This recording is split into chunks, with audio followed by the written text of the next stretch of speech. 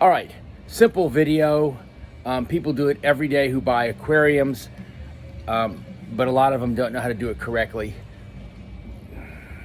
I don't know if I know how to do it correctly, but this is how we do it. We've been doing it this way for 40-something years. That either makes me really stupid or really brilliant. So we're assuming that you've got the tank ready to put the regular background that you have to cut to fit on.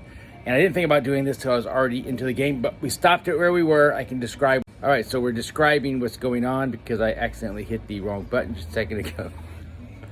God damn it. How do I turn my video on? You can't. Shit. Okay, so Zach can splice it together. All right, I pushed the wrong button, but so here we go.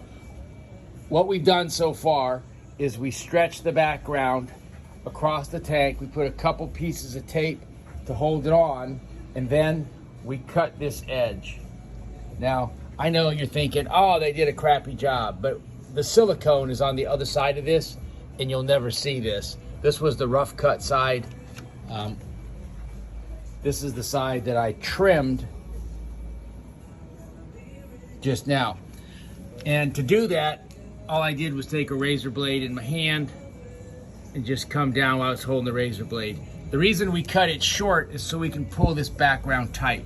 Now there are some background adhesives you can use, and those are nice, nothing wrong with those, but I'm just showing the people who tape it on what we want to do. So we got two little tacks, one in each corner. We're kind of stretching this background across. The part that was hanging over at the base, we went ahead and used this frame as a guide and just took the razor blade and trimmed it flat around the bottom. Again, you don't have to be super perfect down here because honestly the gravel in the tank on the other side is going to square that away. All right, Roger, my lovely assistant, is going to put this on. And we try to do it in a way where we don't have a ton of tape hanging over the other side. We want to get a good grab.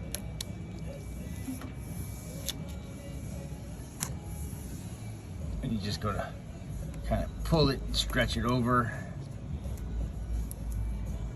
And now we're going to put two more pieces on. We're going to now take a long piece and run it across the top continually.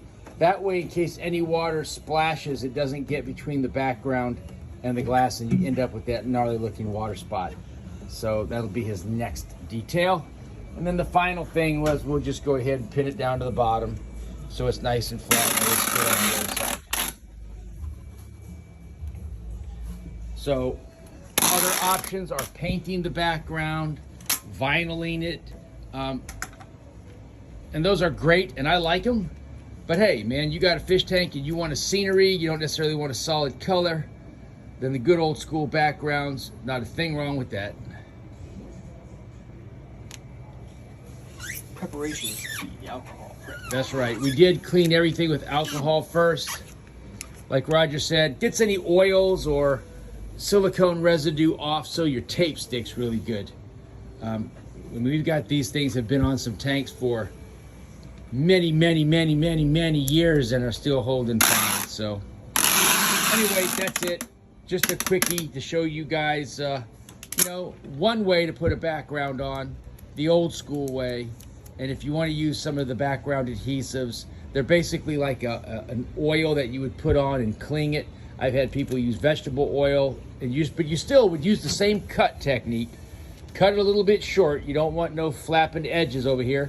If you leave it too long, what's going to happen is when you try to curl that tape, it's going to cause a bow in that background. Worse than it will already be when you do it like this.